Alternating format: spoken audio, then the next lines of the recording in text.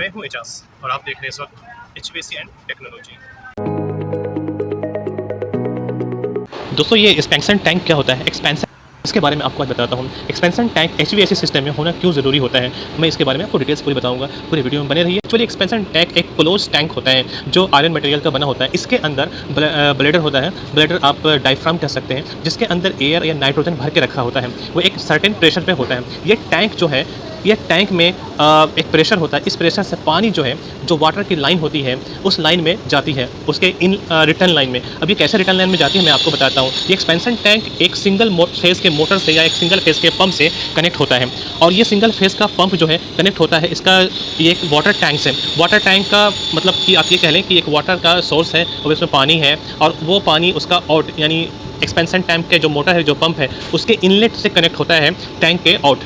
और वो water pump का यानी जो पंप है, पंप का इनलेट, वहाँ से पानी सक करता है, यानी कह सकते हैं सक्शन पॉइंट हो गया, और डिस्चार्ज करता है एक्सपेंशन टैंक को। और एक्सपेंशन टैंक का जो आउट होता है, वो पानी जो पाइपलाइन होती है, एचवीएसी सिस्टम के जो पाइपलाइन होती है, उसके रिटर्न लाइन में वो सप्लाई देती है। तो इस तरह से ये एक्सपेंशन टैंक का एक फंक्शन है। और इसका मेन काम ये क्या है, मेन काम मैं आपको बताता हूँ।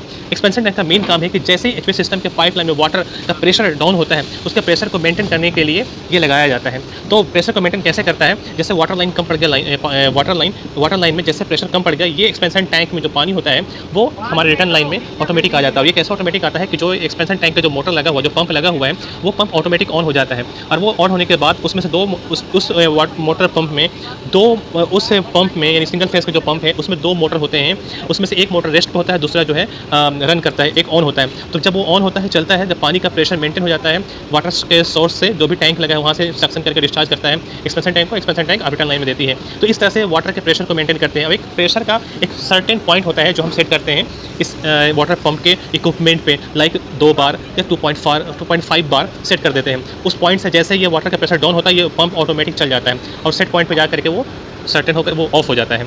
जो सेट पॉइंट होता है उस पर जा करके ये ऑफ हो जाता है। तो इस तरह से जो वाटर का जो प्रेशर लाइन में कमी ना हो, इसकी वजह से ये सिस्टम लगाया जाता है, ये फंक्शन किया जाता है। अब ये वाटर का प्रेशर डाउन कैसे होता है, एक सवाल बनता है। तो आप ये जान सकते हैं कि वाटर के प्रेशर लाइन में कैसे डाउन होता है। उसके 2-3 रीज़न है। फर्स्ट रीज़न ये है कि आपने वाटर को फ्लश कर दिया लाइन से, तो वहाँ से ये प्रेशर डाउन हो जाता है। दूसरा, कहीं से आपने ड्रेनेज कर दिया तो वो आपका डाउन हो जाता है। तीसरा ये कि क्या बोलते हैं, जब एच यू का मेंटेन करने जाते हैं, मेंटेनेंस में जाते हैं, तो वहाँ पे मेंटेनेंस के दौरान जब वहाँ पे ड्रेनेज करते हैं पानी को, या फिर किस तरह के फ्लश करते हैं वहाँ से, तो वाटर का डाउन होना या प्रेशर का कम होना, ये हमारा पानी का कम पड़ना, इस तरह से प्रेशर पे भी इफेक्ट पड़ता है। तो जैसे ही प्रेशर डाउन हुआ इस लाइन में कहीं भी, तो ये जो पंप होता है ये ऑटोमेटिक चल करके प्रेशर को मेंटेन करता है। तो ये तो था हमारा वाटर एक्सपेंशन टैंक का काम।